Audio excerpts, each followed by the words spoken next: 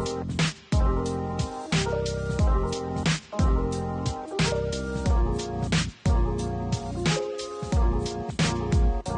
everyone, and welcome to the Research for Social Impact podcast presented by the Centre for Social Impact at Swinburne University of Technology. My name is Susan Pizzati and I'm the Principal Industry Fellow in Social Impact here at CSI Swinburne, and I'm delighted to be your host for this series. I'd like to begin by acknowledging the traditional owners of the lands on which we're producing this podcast today, the Wurundjeri people of the Kulin Nation, and to pay my respects to elders past and present. For those of you who may not be familiar with CSI Swinburne, we're a highly industry-engaged, practice-oriented research and teaching centre based at Swinburne School of Business, Law and Entrepreneurship. We're one of 4 university-based nodes of the highly respected CSI National Network, which also includes the University of New South Wales, Flinders University and the University of Western Australia.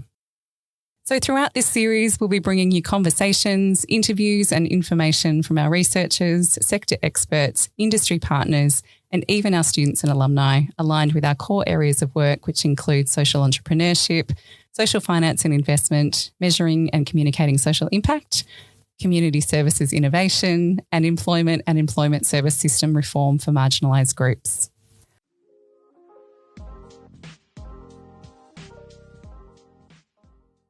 On today's episode, we'll be discussing the Payment by Outcomes trial for social enterprise, which is the first federal government-funded trial of its kind in Australia, in which job-focused social enterprises are paid for the job outcomes they create. The trial is being delivered through a partnership between the Department of Social Services, White Box Enterprises and 17 jobs-focused social enterprises around Australia. It measures the effectiveness of job-focused social enterprises in creating long-term, meaningful employment for people who are facing complex barriers to work. We'll be diving into the evaluation report on the second year of the trial, which has just been released with support from the Macquarie Group Foundation. And today I'm joined by lead researcher of the evaluation, Dr. Roksolana Suchowerska, and the Chief Operating Officer of White Box Enterprises, Mark Daniels. So by way of introduction, Dr. Roksolana Suchowerska is a Senior Lecturer in Social Impact here at CSI Swinburne, teaching into our Graduate Certificate and Master of Social Impact courses. She works with our students and industry partners across public, private, community and hybrid sectors to co-create knowledge for inclusive social change. Amongst other things, she's been researching job-focused social enterprise and social procurement for the last 7 years here at CSI, and has most recently led the evaluation of the Payment by Outcomes trial. It's great to have you with us, Roksolana. Thanks, Susan. And if I could also give a shout out to my awesome colleagues, Dr. Aurora Elms and Dr. Mike Moran, because they were also really involved in this evaluation. Fantastic. Yeah, it's always a group effort, isn't it? So great to have that acknowledgement. Thank you. And we're also joined today by Mark Daniels, who's the Chief Operating Officer at White Box Enterprises, where he leads their work supporting the growth of the social enterprise sector. Mark has been a leading figure in the social enterprise sector in Australia for over 20 years, including co-founding Social Traders, where he was Executive Director for 13 years. It's great to have the opportunity to speak with you today, Mark. Thanks so much for being here. Nice to be here, Susan, and great to be talking about the PBO and the incredible outcomes that it's delivering. Wonderful. So I provided a really short introduction to the Payment by Outcomes trial in my introduction, but before we get into the details, perhaps we can start with some of the basics. So Roksolana, what is Payment by Outcomes? How does it work? That's a great place to start, Susan, and something that I was asking myself actually when we started the evaluation. So in the context of what we're talking about today, Payment by Outcomes, or PBO, it's a specific way of funding social services. In Australia, we usually fund social services either through a grants contract or a procurement contract. So a procurement contract pays service providers when they provide a product or service, and service providers can essentially use that funding however they like. Mm-hmm. And the grants contract is different. It provides funding for a specific purpose. Payment by Outcomes is different to both of those types of funding tools, where organisations, they receive funding when the people that they support or the people they work with, when they achieve a certain milestone or a particular change in their lives. So, for example, they may be employed for 12 months. That's an outcome, mm-hmm. And a organisation could receive funding for that outcome in a Payment by Outcomes contract. So the idea is that it gives service providers a lot of freedom in how they reach or achieve that outcome with the people that they work with. Great, that makes a lot of sense. So, and what about the PBO for social enterprise? How has that come about? What's it hoping to achieve? Yeah, that's come about through some government funding that was announced in 2019. At the time, the Australian government committed about $15 million towards 3 payment by outcomes trials in social services. They're all managed by DSS, and they're all a little bit different in terms of what outcomes they try to achieve. So one looks at school readiness, another one looks at employment through micro-enterprise and self-employment, and the one that we're talking about today, that one is with Whitebox. So DSS has a contract with Whitebox for that one, and the outcomes there are around long-term employment for people who face complex barriers to work. We might go a little bit more into the eligibility criteria later, but there was a whole co-development process at the start. So once Whitebox had the contract with DSS, which spanned, I think, about 8 months, and essentially that's where I think it really came about in terms of what it was hoping to achieve and how. Yeah, great. And Mark, can you perhaps tell us a little bit more about Whitebox Enterprises itself? Yeah, thanks, Susan. So Whitebox is an organisation. We're 5 years old, literally in July this year, so we're very young. We're pretty bold, and we're committed to jobs-focused social enterprises and scaling those organisations. So we do 2 things really. We build and incubate social enterprises. So we have, social enterprises that we start and build a board around and eventually become relatively independent of us. And we've got 3 of those. One's called Australian Spatial Analytics, which is a geospatial mapping social enterprise that employs people with autism. It's currently got 150 staff, 80% of whom have autism. We have another one called Beacon Laundry, which is in the Northern Rivers of New South Wales, and that is it's got about 100 staff. It's a commercial laundry, 80% of whom are local long-term unemployed people. And we have another one called Civic, which is a civil works contractor, and they employ young people with a focus on refugees and Indigenous Australians. And they are working up in Townsville and soon to work in Melbourne as well. And the other thing, I guess, that came out of setting up social enterprises, which is the reason that Whitebox was initially set up, was that there are other things in the sector that are needed. And when you're building social enterprises, you realise this quite quickly. And some of the things that came up were around property. So people needed access to, social enterprises need access to affordable and secure property. So we started to acquire some properties, and social enterprises became tenants of those properties over time. We realised that social enterprises need to be paid for the work they do, so PBO is a real response to that. It's a demonstration project, I guess, of the importance of and the value that social enterprises can bring to people who pay for outcomes like government.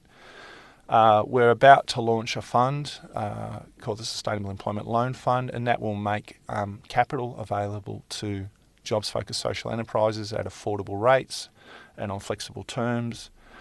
We ran an event called the Social Enterprise World Forum, so we're quite into bringing the sector together, and we'll be doing another conference in 2025, which will focus on jobs-focused social enterprises. And lastly, we've just received some funding and are doing some work to help transition 3 disability enterprises into becoming more sustainable businesses that provide better outcomes for their employees. And that's a 2-year process of working with those organisations to identify the challenges and build their capability and implement the strategy and the plan over time so they become more efficient, more sustainable, and deliver better employment outcomes for the people that they employ. Co-design is it's actually a magnificent process because it allows you to both get really clear about what you want out of it and negotiate and agree on the objectives and the outcomes that you're seeking to achieve. In our case, using a PBO, we agreed around cohort, milestones, trigger payments, and figuring out what the eligibility would look like in this. And there is a lot of legal documentation that sat behind this as well. And I would just like to acknowledge Minter Ellison for all the pro bono work that they did on it. We literally had a lawyer working for us equivalent of full-time for a year on this pro bono. It's a really different way of working with government. So I think a whole lot of service providers are used to contracts and grants, you know, as Roksolana said, but this is really a partnership. So it's, you know, it's called a payment by outcomes trial, but the way it was designed was to truly learn as we did the work and to figure out things along the way. So when you're doing something for the first time, you can't think through everything before you start. You learn as you go, and it hasn't been a punitive model in any sense. There's been rocks that we've hit, and then we've had to figure out how to navigate that. And we've done it collaboratively, and we've done it in a way where we've been able to both be happy with the outcome. So that's been really successful. So the overarching model behind this is that Whitebox is an aggregator. So it's kind of a term that doesn't get used a whole lot in the not-for-profit world. But basically, we didn't create employment for anyone, right? But we were the partner for Department of Social Services. We organised the PBO. We worked with government extensively to come up with a design. And then we found the social enterprises that would deliver the PBO. And again, we were partnering with those social enterprises. So it wasn't designed to be a simple contract where people could either deliver or couldn't. There was a lot of problem solving along the way that we did as part of that. So we manage the relationship with DSS, we manage the relationship with the social enterprises, and the social enterprises employ the people who are eligible for this. We've got 5 milestones in this model. So as Roksolana was saying, you get paid at each milestone. It's the equivalent of what is called 13, 26 and 30-night fortnight. So it's an eligible fortnight. It's a fortnight where the participant is earning over a minimum amount of money. So they're all being paid award wages. For the first milestone 1, they had to work roughly 2 days a week. For milestone 3, they had to work 5 days over a fortnight as a minimum at award wages, and that related to milestone 3. And milestone 4 and 5 were about transition. So if a social enterprise chooses to, it can transition its employees into a commercial employer, and for some social enterprises, that's what they do. But they had a choice, so they didn't have to do that. Most of the milestones for the social enterprises equated to about $7,000. So in theory, they could get around $35,000 of support costs to cover some of those costs that social enterprises incur in employing some of the most disadvantaged people. And I will just touch on eligibility before we move on. So they had to be unemployed for 9 of the previous 12 months. They had to be eligible for Disability Employment Service, or DES. I will use that acronym from now on. It's a lot easier than Disability Employment Service. They had to be receiving Job Seeker or the Disability Support Pension payment. And as I was saying earlier, they had to earn a minimum of amount of money once they got into the job. So finding eligible people was really key up front, and then supporting them to earn the wages that they required and retaining them in employment was really critical too. So that's all great background. Thank you so much. And given that social enterprise is really at the heart of this discussion, can you explain what a social enterprise actually is? Sure. So there's no legal structure for social enterprise, although it is possible to be a certified social enterprise in Australia. But essentially they can be various types of organisations, big or small, profit or not-for-profit. Essentially, they need to exist to address a public or community issue, a particular social issue often. They need to get most of their income from business trade, and they need to be putting the majority of those profits back into their purpose. So this definition, it's been broadly accepted and used in Australia for at least 20 years, coming out of research that Mark was involved in, but led by Joe Barrackett. And I think it's worth also pointing out at this point that we're talking about jobs-focused social enterprise in this conversation, but social enterprises are very, very diverse, addressing a range of social issues through various types of trade. Yeah, I mean, there's one called Great Barrier Beer that's trying to save the Great Barrier Reef by selling beer. I think everyone knows Who Gives a Crap, which is a similar sort of model. Mm-hmm. So we see them in a range of different domains and a range of different social and environmental issues. Yeah, great. So how is the trial actually going? Look, it's going better. Probably when we modelled it, it's probably about where we hoped for in a really good case scenario. Okay. So we're really happy with the way it's going at the moment. Great. I'll give you some of the data on where we got to. Mm-hmm. So just going back 3 months, at the end of June this year, so just to be really clear, there were 132 participants in this. So 132 people were employed at some stage by a social enterprise. And of those 132... and we started this in June 2022. June 22. That's You right. started enrolling? Yeah, Yes. we started enrolling in June 2022. Okay. Yep. So this is 2 years of data, more or less. And after 2 years of doing this, 67% of the people were still in employment. So that's 88 of 132. That doesn't sound that great, but it is really great for this group of people. I mean, they have significant barriers to employment. Some of them had been unemployed for many years. So getting in and holding a job is a really challenging proposition for some of these people, particularly in mainstream environments. Of that 88 people, 64 are still employed by a social enterprise. And 24 of them have actually moved they moved out of the social enterprise into a commercial employer. So only a third are no longer working of those that started in this. In terms of, we know all this because we get pay slips from the social enterprises. So every 2 weeks we collect pay slips. That's our validation. We share that information with the Department of Social Services.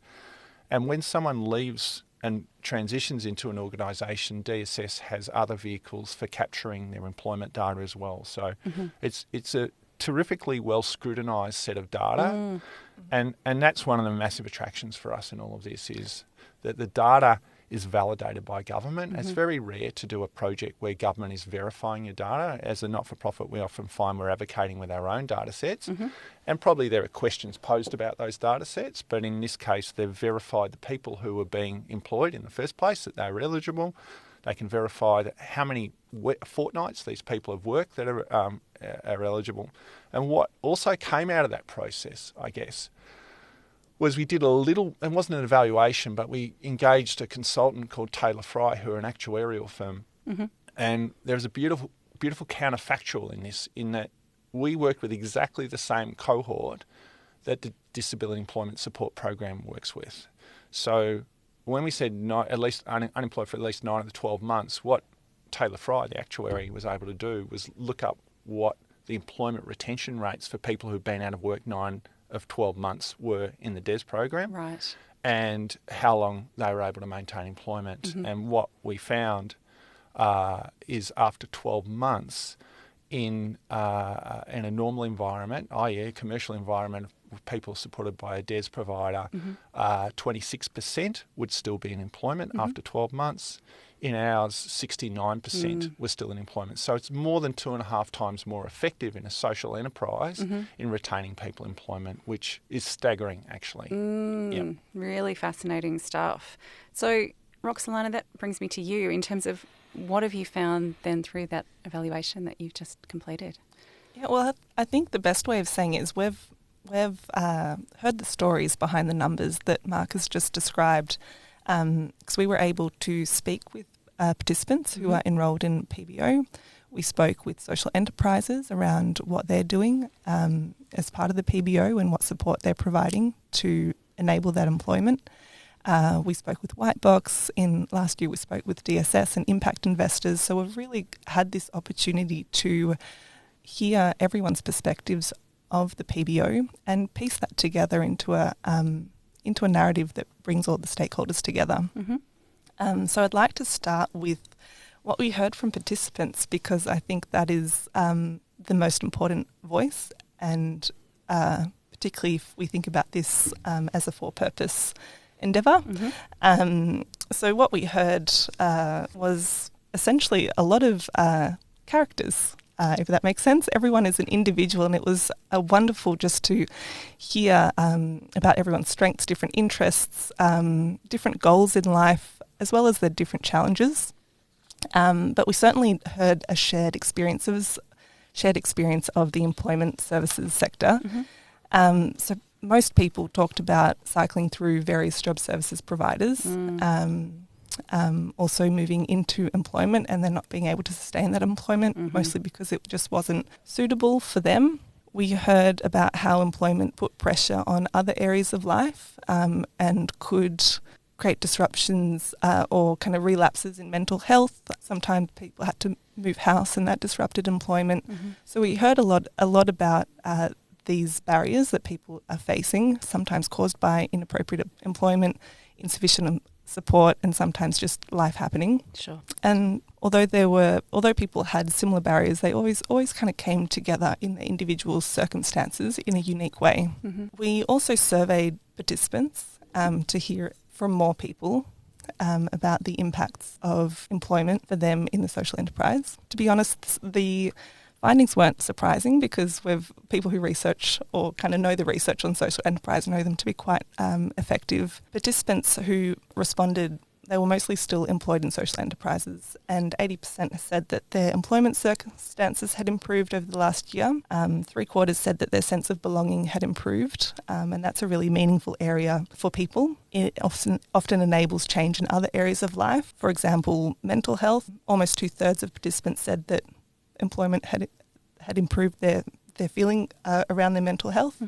Over half said the physical health had improved as well. So we were seeing a lot of positive improvements in various areas of life that were often related to employment, often enabled continued employment, and sometimes not related to employment at all. Yeah, really interesting and quite significant in terms of some of those markers there that you've just talked about.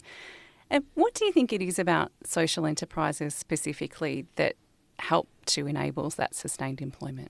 It's a range of factors, actually. One of the most maybe intentional design factor, if you like, is that social enterprises often have someone within the workplace that's a support worker or a mentor or a coach, someone who's there specifically to work with individuals, to get them settled into the workplace and to have a look at what their goals are outside of the workplace and start connecting them in with services and building strategies to progress in life, that in those areas of life where they'd like to see progress.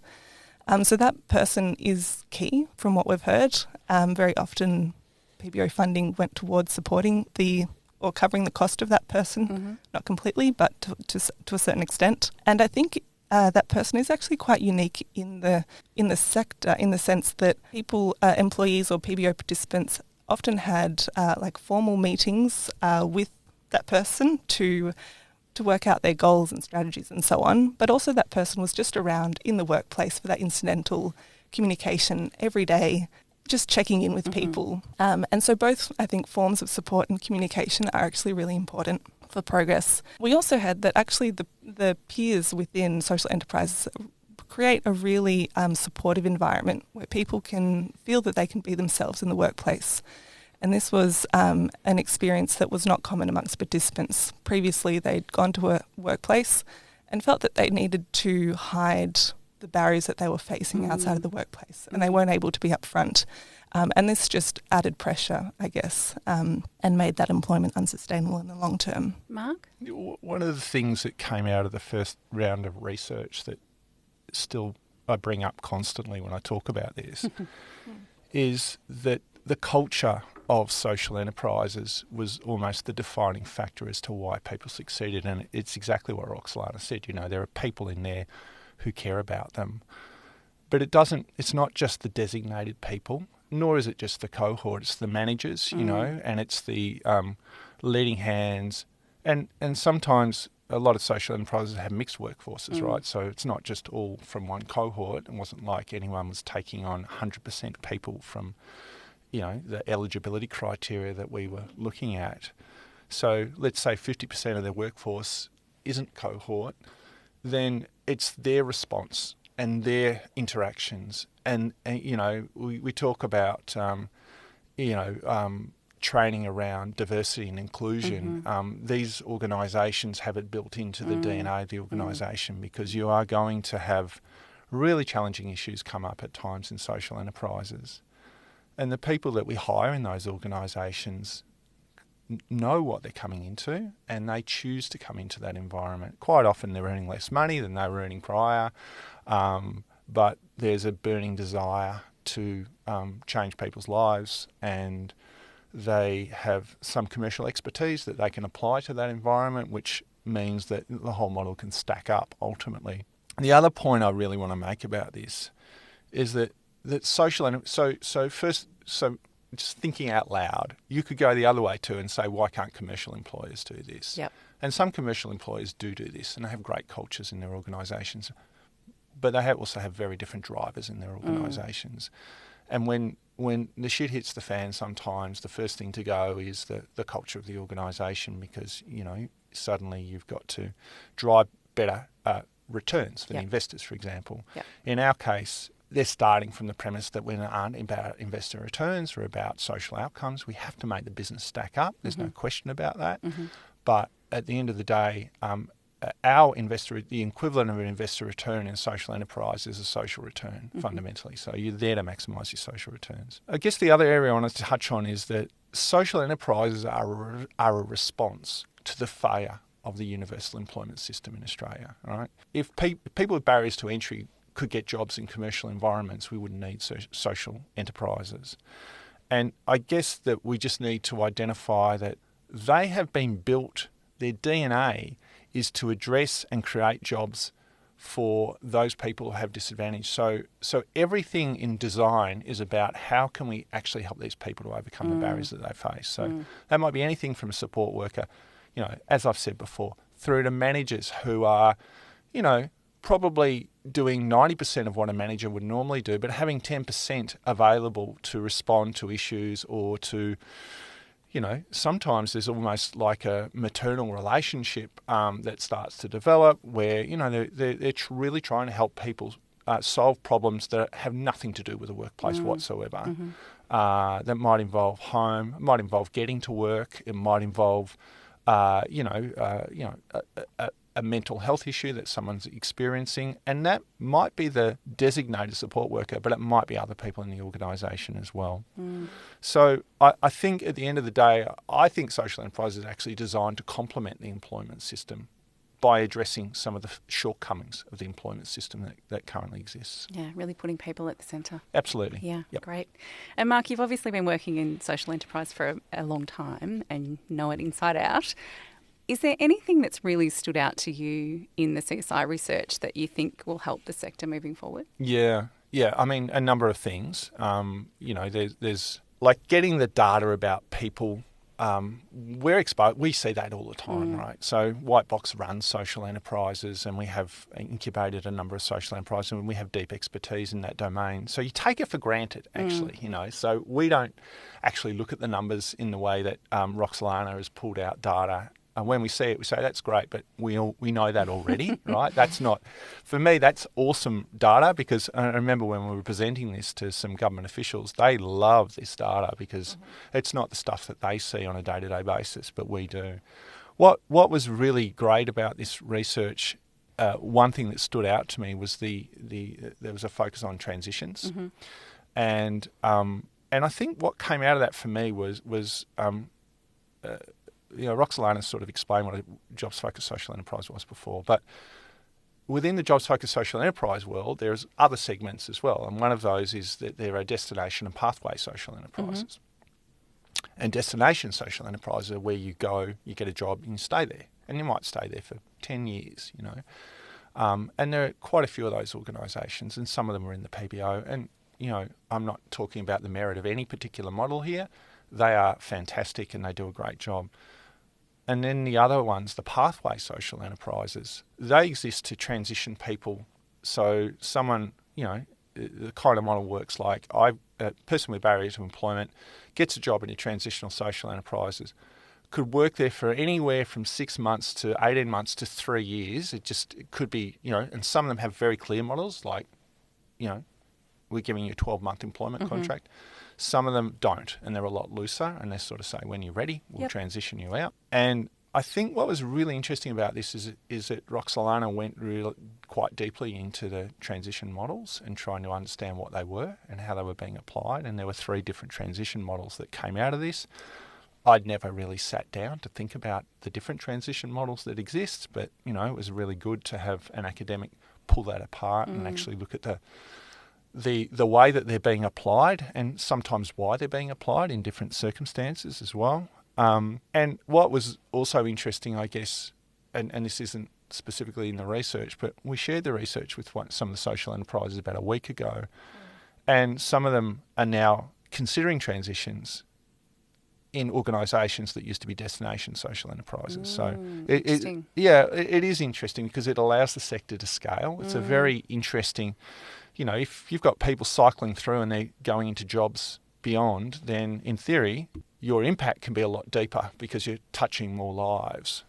Having said that, I totally understand why some don't, and some cohorts aren't really comfortable moving on, or it's harder to move them on. And we're not here to determine who should adopt what model. Sure. The beauty of social enterprise is it's an innovation and it's up to the founder or the board to determine what that looks like. But, the transitional stuff for me, just getting it documented, pulling it out, understanding why and how they operate was really interesting.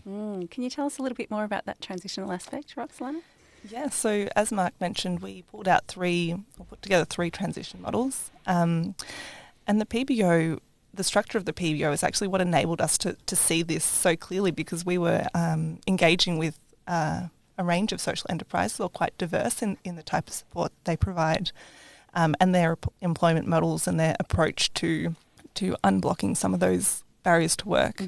So to go into these models, we named one the Fresh Start Transition, and that's where the social enterprise works quite intensely with their employee, providing them with 6 to 12 months of employment usually, and working with them to provide them with recent work experience, some recent training that's directly relevant to their work, updating their CVs, and kind of getting them ready and motivated to apply for jobs after their contract with the social enterprise finished. Then we had 2 other models. One was called supported transitions and the other secondment first transitions. And in both of these models, the social enterprises were leveraging their relationships in the business community to create new employment pathways that were well suited to the people to the PBO participants and other employees. So that was, I think, really exciting to see, because it shows that social enterprise can be impacting mainstream employers, if you want to use that term. Something that I think we all recognise, that there are a lot of employers that don't provide the care and support to their employees in order to enable sustained employment, but something that government doesn't seem to be too keen to act on directly.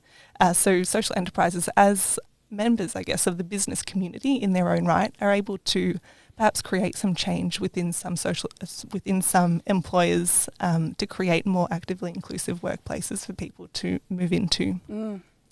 So the secondment first transition was unique in the sense that social enterprises were able to create a secondment, in effect, a job trial situation where people could work in the new workplace while still being employed by the social enterprise before actually formally transitioning to the new employer. Great.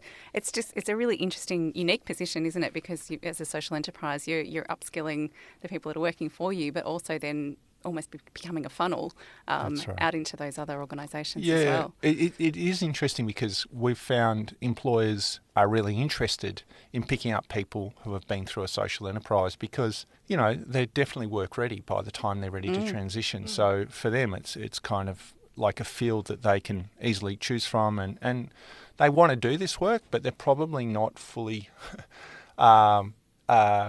tooled up to be able to work with the most disadvantaged, which is the group. I was going to say that, exactly. Yeah. And social enterprises are experts in that. That's exactly right, yeah. Yeah. Brilliant. I mean, it also brings to me, I mean, this 3 different transition models, having destinations and pathway social enterprises. I just really want to state, I mean, they're not homogenous organisations in any way whatsoever, right? They have one thing in common, these entities. They all want to create employment for disadvantaged people. That's the common denominator. Yep. They operated in 10 different industries, I think you were saying, Roksolana. Some of them employ, a handful of people, 10 staff. Some of them employ 150 or 200 staff.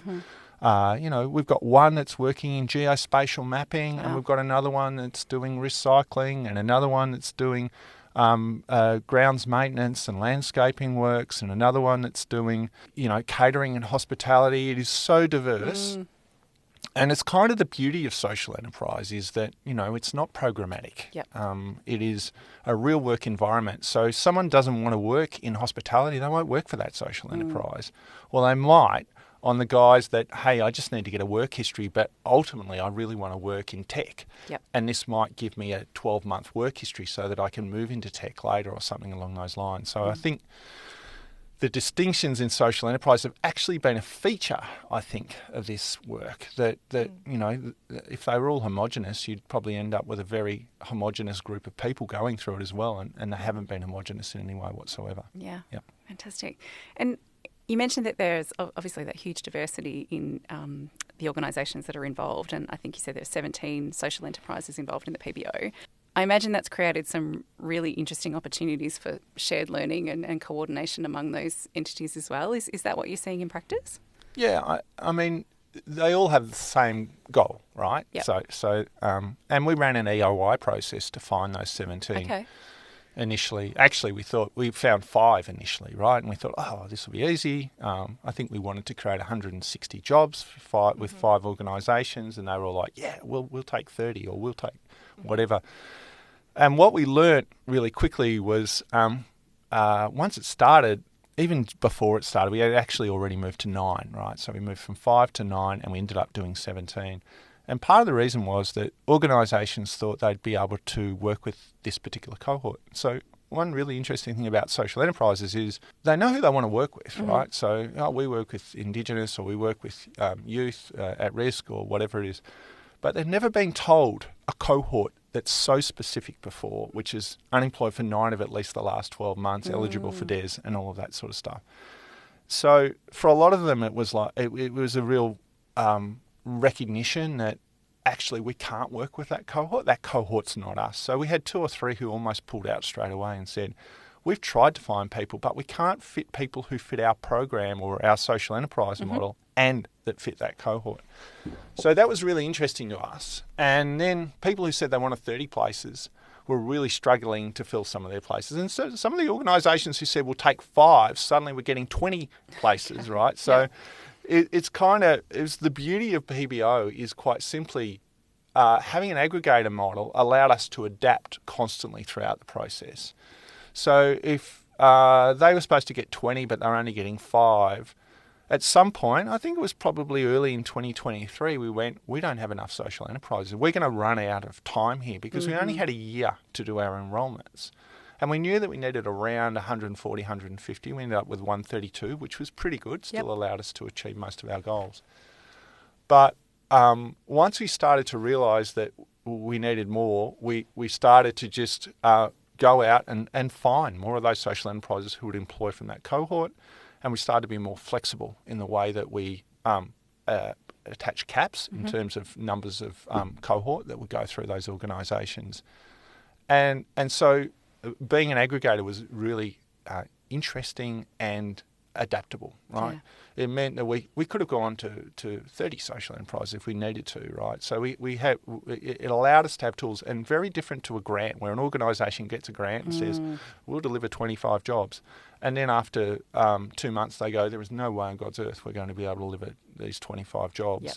And either the government's paying for something they're not getting or philanthropy, whatever it is, or the social enterprise is struggling to find new ways to hit their targets just so they can be compliant with that. So in terms of other things that came out of it, I mean, the first big challenge was cohort, right? Yep. So finding people who are eligible for this. And I think one thing that we did really well is we had a community of practice, and it literally was meeting every week initially. So if someone knew how to find this cohort, then they became the teachers of their rest of the group, and they would share thoughts and models, and we would brainstorm and we would find ways to identify cohort as part of that. And then some of the other issues around time came around retention and those sorts of things. So we started to discuss support models and some of the challenges. And now we're talking about things like transitions. Okay, well, what does a really good transition look like as well? So that community practice was really valuable. And interestingly, I mean, we were having weekly meetings with DSS at the same time. So that was kind of a huge learning curve on that side, and so was the social enterprise one. I guess we have really enjoyed the flexibility that's come from it, and we've really enjoyed engaging those organisations and having them share their learnings with the other organisations that were part of the PBO. One thing about PBO that's super fascinating, and Roksolana touched on this, is it's a very different model. Like, we took enormous risk in running this PBO. Like, I wasn't there at the start, and I would never have taken quite as much risk. I'm a little bit more risk averse than our CEO, who was quite happy to embrace this. But 100% of our payments are attached to outcomes. Yep. So if there isn't an outcome, government doesn't make a payment. If you think of that from a pure efficiency model, this is a super efficient way of getting value for money, because if you're not stacking up on those, if we had only gotten, it's really complicated, but there's a $3.8 million pool, right? And if our 132 people had hit most of their milestones, then we would have realised that pool basically over time. In reality, we've had a third leave the program. We're probably going to get closer to 3 million in this pool. And from a government perspective, they're getting exactly what they pay for. The budget reduces, or the amount that's required to be paid to the service provider decreases as soon as you get to the point where they're not achieving their objectives. So it's a really interesting space that's been created. But, we knew what we're getting into. We took this on the chin. And fortunately, our modelling, which was best guesstimates at the time, has actually proven to be incredibly accurate. So we are about 70% have hit, 73% I think hit milestone 1.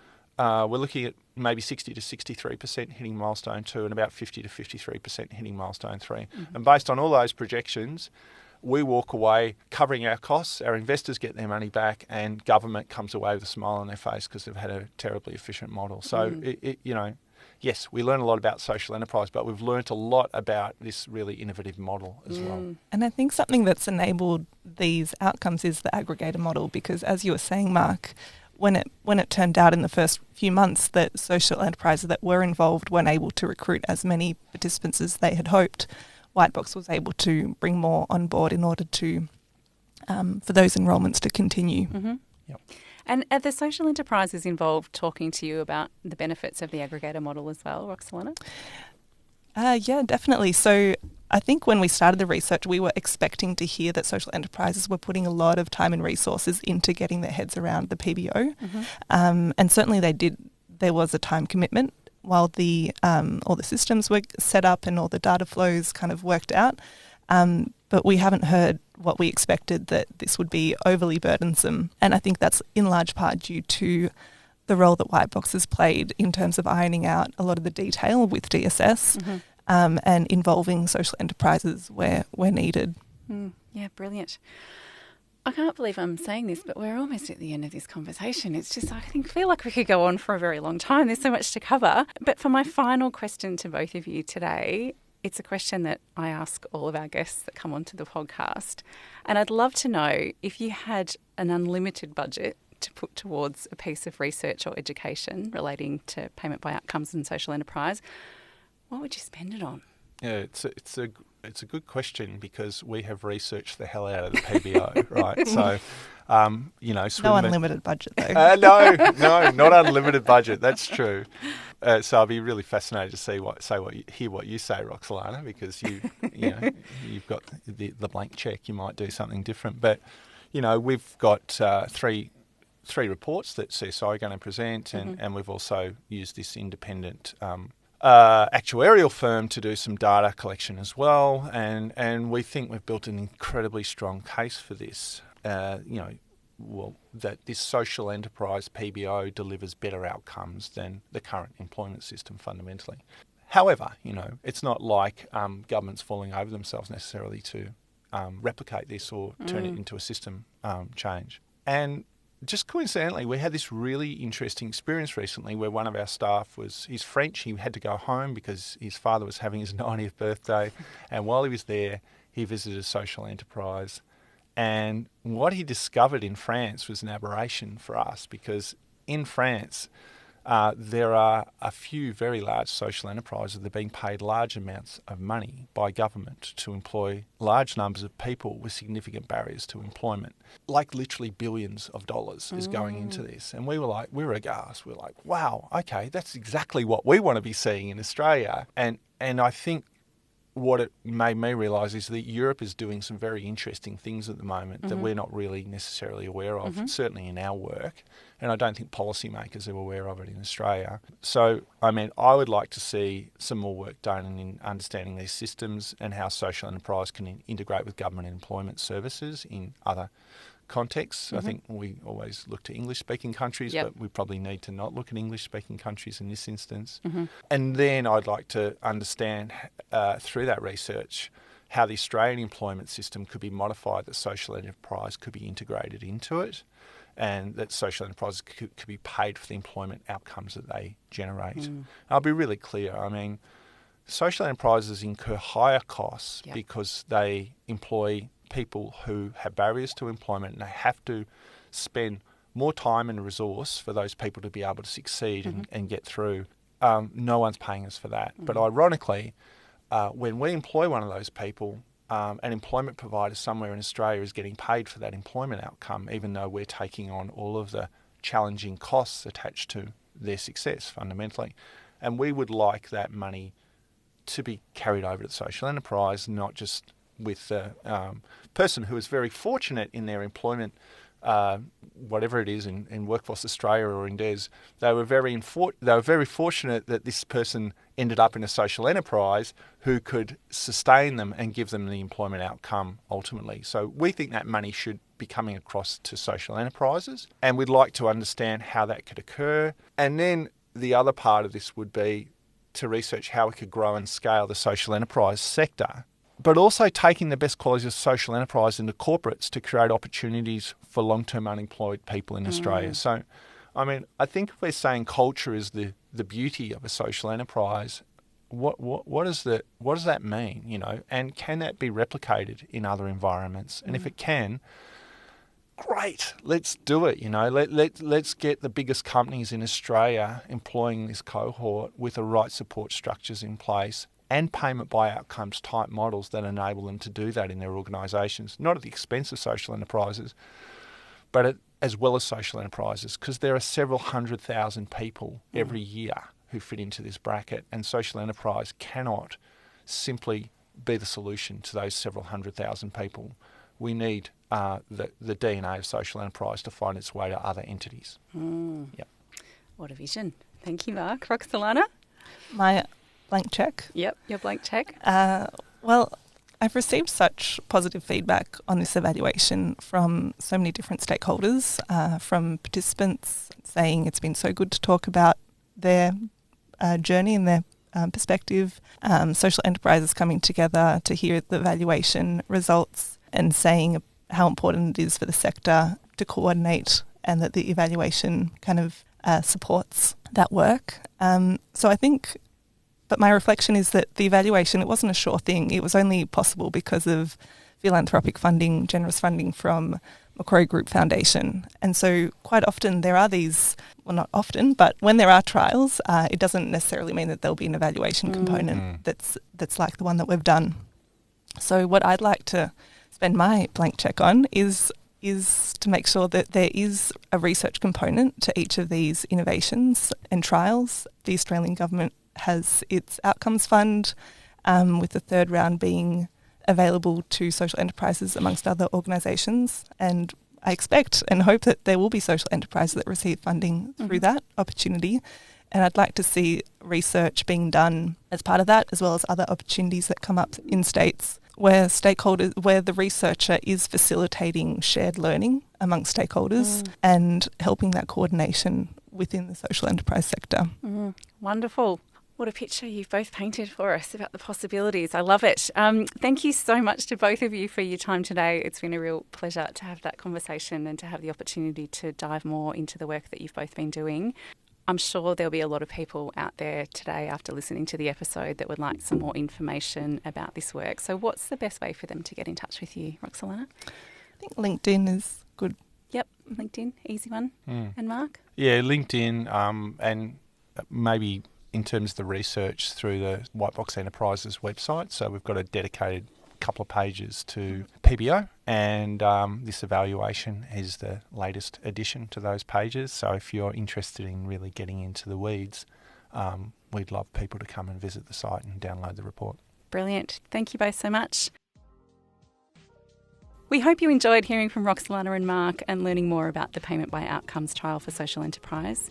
If you're interested in learning more about the research we've discussed today, or perhaps even considering beginning or developing your career in the social impact field, you might be interested in our Graduate Certificate of Social Impact that we offer here at CSI Swinburne. The program is designed to help you to advance your career in social impact, providing you with the skills to lead effectively in a changing social economy and develop innovative responses to complex social and business problems. Our scholarships for 2025 are also now open, with 7 $5,000 scholarships available to students commencing study next year, which is a great opportunity for anyone considering upskilling in the social impact space. For more information, you can contact me or visit the CSI Swinburne website, and we'll leave links to my contact details, course and scholarship information in the show notes.